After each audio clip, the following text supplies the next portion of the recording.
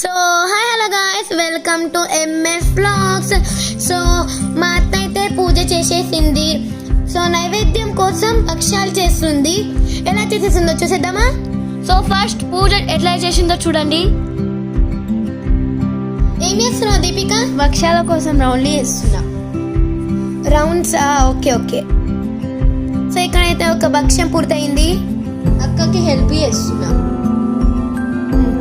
అత్త నువ్వైతే ఫస్ట్ వీళ్ళకి హాయ్ చెప్పేసేయి. చేస్తుంది మా అత్త. ఈడ ఫస్ట్ ప్యాన్ మీద ఘీ వేసేయాలి. తర్వాత భక్ష్యంని ప్యాన్ మీద పెట్టాలి.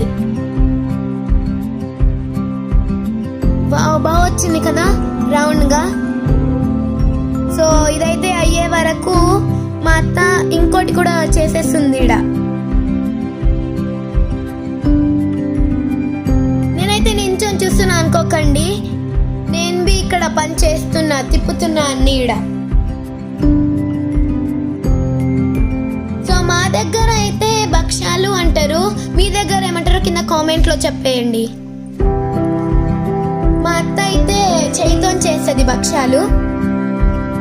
మా అత్త చేసిన భక్ష్యాలు రెడీ. మేము తిన్నాక చెప్తాము టేస్ట్ ఎట్లా ఉందో.